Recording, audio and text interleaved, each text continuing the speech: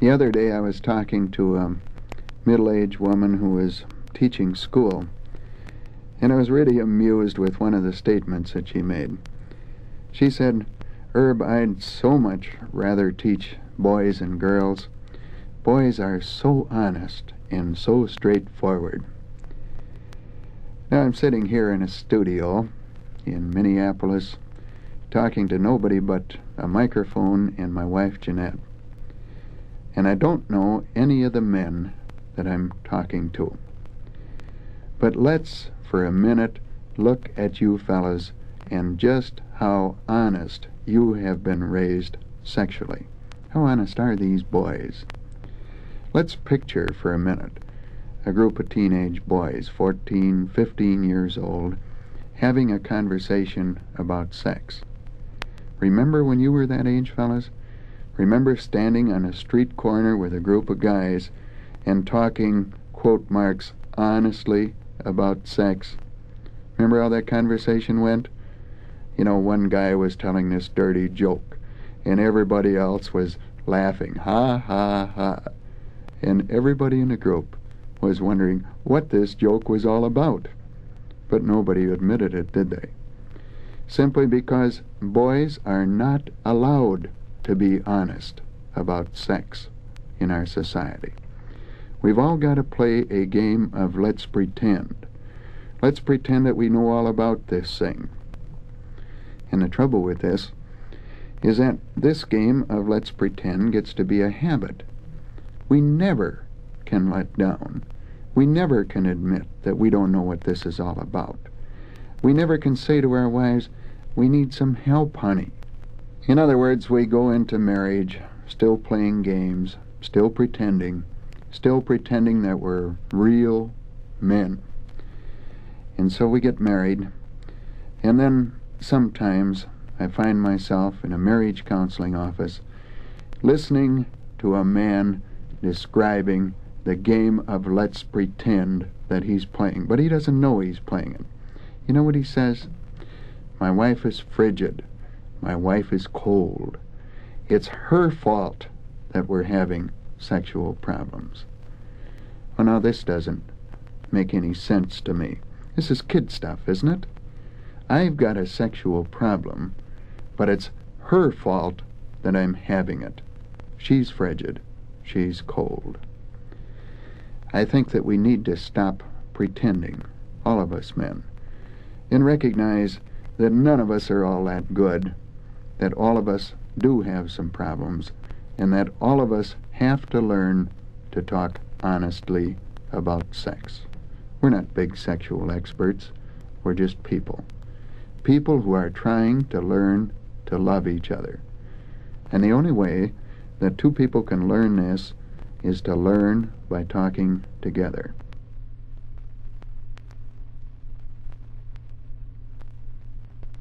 One night a good many years ago, I was out to a party with another friend of mine, a fellow by the name of Jerry Van Dam.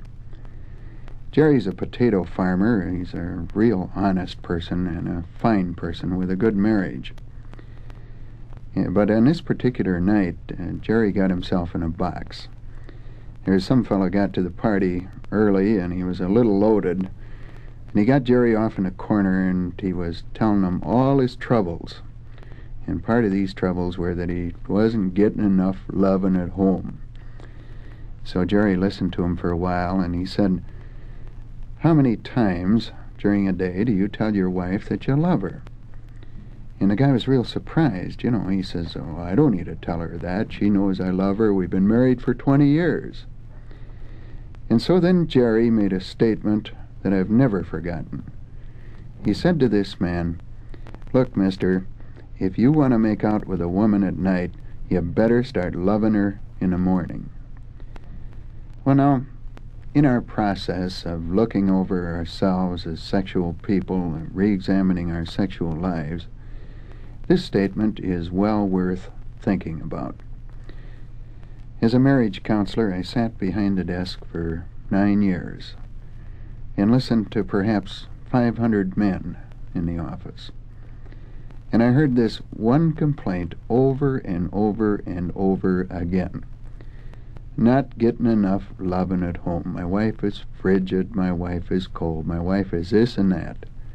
The upshot of it is, she doesn't understand me, she doesn't want to do this thing.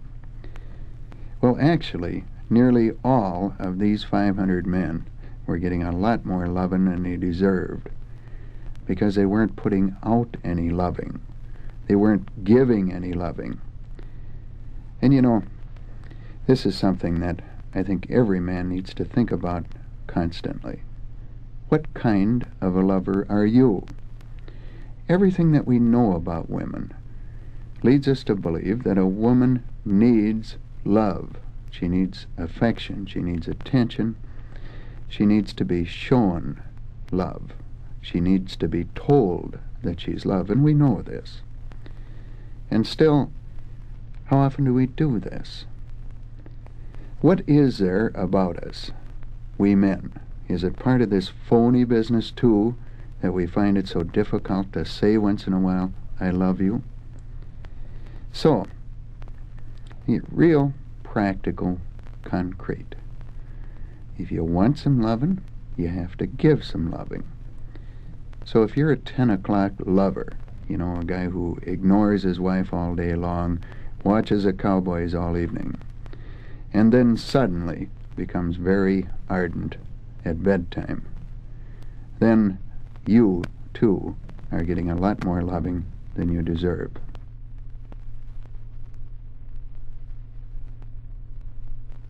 I suppose that because I'm a man, I tend to pick on men quite a bit.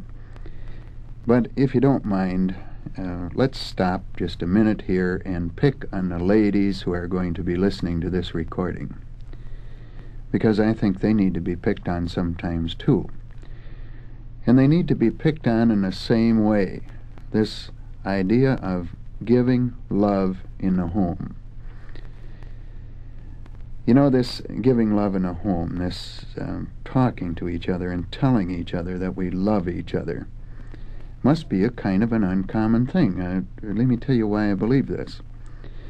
Jeanette and I were sitting on a Davenport at home one night, watching a TV program, and we were making out a little, as the kids say. I was holding her very close, and she was leaning up against me, and we were very, very comfortable, when two of our teenage daughters walked in, and each of them had a friend along with them.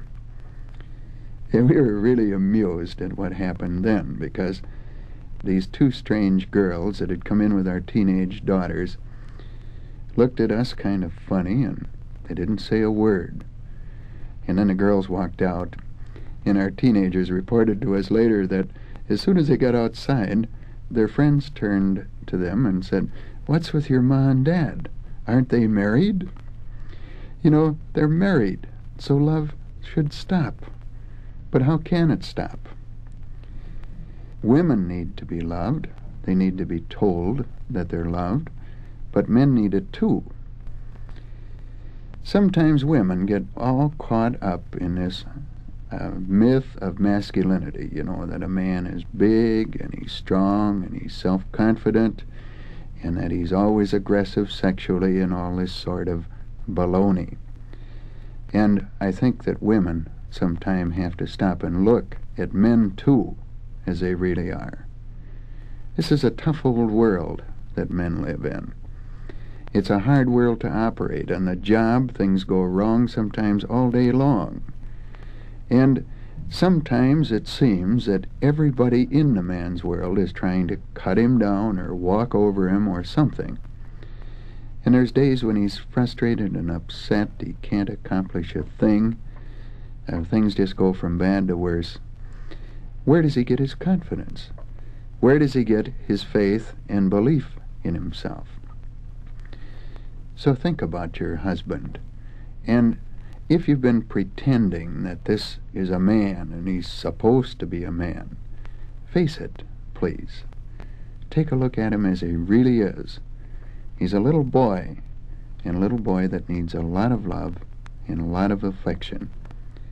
He may appear to be hard and tough, but he's just as soft as you are, and he needs just as much love and affection.